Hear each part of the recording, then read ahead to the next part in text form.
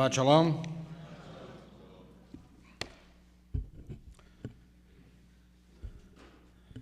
What is the center of life?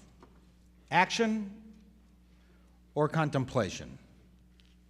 Is life primarily about the deeds we do, the achievements we accomplish, the influence we have? Or is life primarily about understanding, personal fulfillment, knowledge, information, wisdom? Is happiness about accumulating things, money, property, degrees, accomplishments, recognitions? Or is happiness more about self-containment, emotional and intellectual balance, what the Talmud calls understanding how one thing follows another? Who is happier, the one who has a large bank account and a big house, or the one who has a large moral account and a big heart? Religion asks similar questions. What is the center of religion? Ritual observance or deeds? What is more important to religion? What we call today spirituality, a direct relationship with God, or what Abraham Joshua Heschel called praying with our feet, a direct relationship with the community and social repair? Both approaches have existed in Judaism for millennia, and both are applied in this week's Torah portion, Parashat Shmini, in the book of Leviticus. We read about this strange episode concerning the sons of Aaron, Nadav, and Avihu. They were the ritual leaders of the community, the priests, the guardians of the sacrificial offerings. The Bible describes how they offered up a sacrifice to God. But instead of accepting the offering, God rejects it and sends fire from the heavens that consumed both Nadav and Avihu, and they died at that very spot. The Bible tells us that God considers the fire they had lit to be Esh Zara, an alien fire, a strange fire. Now, it's not clear what Nadav and Avihu did wrong. Jewish commentary has tried to figure this out for centuries, for millennia. Two giants of the rabbinic tradition, Rabbi Ishmael and Rabbi Akiva, disagreed on what the sons of Aaron did wrong and why they were punished. Rabbi Ishmael believed that Nadav and Avihu were excessive in their fervor, in their love, and in their zeal for God. They put too much emphasis on ritual. Rabbi Ishmael believed that the highest expression of God is action, not ritual. Excessive enthusiasm for ritual is what doomed Nadav and Avihu. It created a frenzy of ritual passion that caused them to stray from God's intention and to offer a sacrifice that God had not commanded, an alien fire. It would be as if today, rather than simply reciting the Shema, we would add so much additional material that it would have no relevance whatsoever, and we would completely forget the original purpose and the function of the Shema.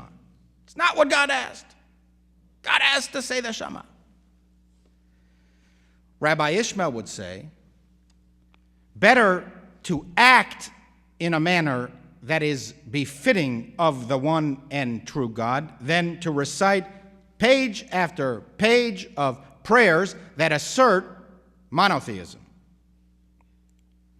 According to Rabbi Ishmael, God is too distant to love in a human sense. Ve'ahavta et Adonai Elohecha, and you shall love the Lord your God with all your might, with all your being, and with all your heart and soul means deeds, according to Rabbi Ishmael. Ishmael wasn't against prayer. He was simply pointing out that deeds were more important in religion. Rabbi Akiva disagreed. He felt that life's task is all about getting as close as possible to God, and the way that we do it is through worship, prayer, ritual, and study. Akiva wasn't against good deeds. He was simply pointing out that human beings can approach God in a spiritual sense, and the more spirituality, the better. According to Akiva, "V'ahavta et Adonai Elohecha," and you shall love the eternal your God, means loving God in the most human way possible. As the psalmist wrote, our cup runneth over with love. Therefore, according to Akiva, the sin of Nadav and Avihu was not their excessive ritual, as Rabbi Ishmael believed. There is no limit to the amount of ritual that an individual can do, according to Akiva. Rather, said Akiva, Nadav and Avihu simply made a mistake. They failed to consult their father, Aaron, who was the high priest, and their uncle, Moses, about the details of the offering, and thus offered Esh Zarah, alien fire, on the altar of the sacrifice, not Jewish fire. It would be as if today a Jew, whilst reciting the Shema, would cross himself, whether by design or erroneously. Either way, it would still be an alien offering, not a Jewish offering. So what do you think?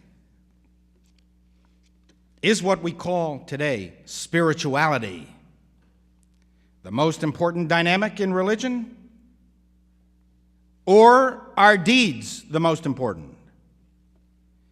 Is it more important to spend our time in the pursuit of knowledge, wisdom, and understanding? Or should we spend our time in the performance of meaningful deeds? Should we spend more time upstairs in the sanctuary or downstairs in the shelter?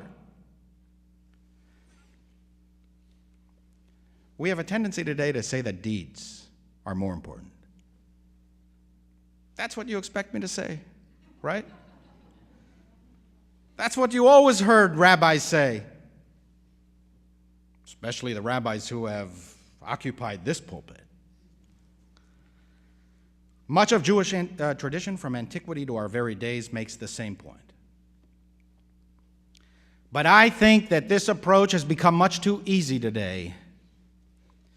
It is ever so soothing to convince ourselves that if we donate money and time to worthy causes, that we have done what Judaism requires of us. It's like a balm for us. We might not observe too much, we might not study too much, we might not do too much ritual. We don't do too much Judaism, but we do the essence of Judaism, right? We care about the world, and isn't that what the God, who I am not sure I believe in, wants?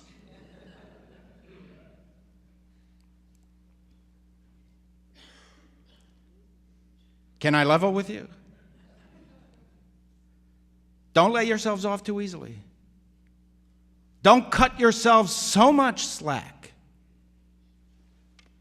There's nothing in Judaism that exempts us from home and communal observance, ritual, study, and worship. For most of Jewish history, these were simply assumed. With so much emphasis on prayer and Torah study, Jews throughout history needed constant reminders that we exist in the first place to be a blessing to humanity.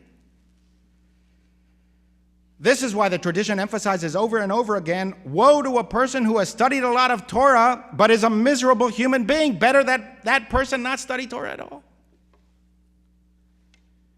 With so much emphasis on Jewish particularity and our obligations to fellow Jews in Jewish tradition, we needed constant reminders that we have obligations to the world as well, which is why Judaism reminded us about tikkun olam, repairing the world at large.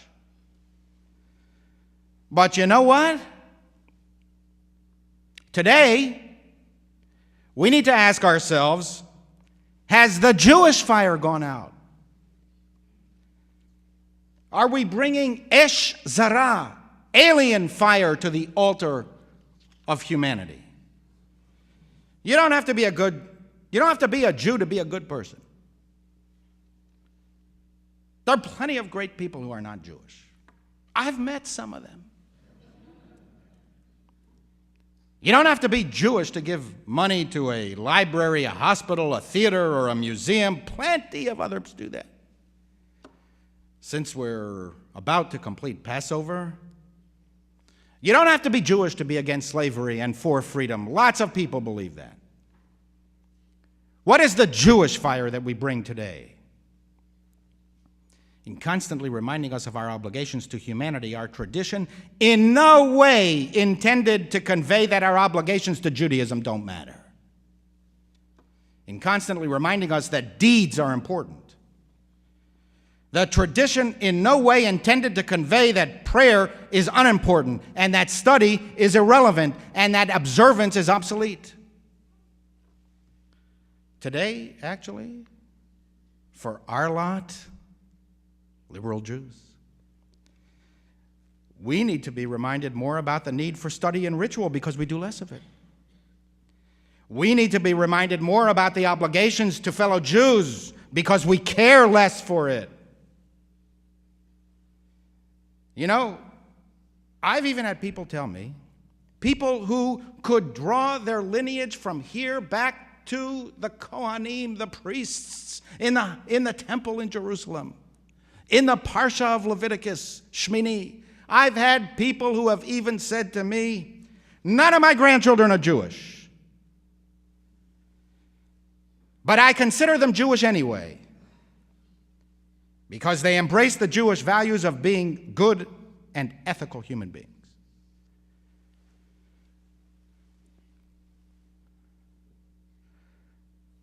Friends, you in whom I have devoted so much energy in my life in the last 8 years, you need to hear the truth from me, and then you can reject it as much as you want. And the truth is, for Judaism to survive, we need Jews. Jewish values are dependent on Jewish people. And the implantation of Jewish values comes through study, observance, ritual. First, not deeds that save the world. Get that? Since you don't hear that all too often, even from your rabbis, I'm going to tell you again. Jewish deeds come only after, not before, but after we understand why the deed is Jewish in the first place. We feed the hungry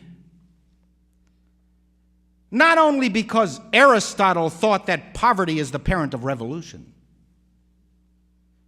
not only because John Stuart Mill believed that helping the poor is the utilitarian thing to do, not only because Rousseau believed that poverty violated the social contract, not only because John Locke believed that all individuals have natural rights to property, not only because Adam Smith believed that poverty diminishes the wealth of nations, not only because Immanuel Kant believed that poverty is a great temptation to vice, not only because Charles Darwin believed that poverty is not part of the natural evolution of the human species, not only because Jean-Paul Sartre believed that addressing hunger is the reasonable thing to do, but we feed the hungry because Jews were commanded to be holy. You shall be holy, for I, the eternal, your God, am holy. Feed the hungry. Don't take the synagogue out of the shelter. Don't take the sanctity out of the moral. Don't take Judaism out of Jewishness. Don't take God out of religion, and don't take ritual out of God.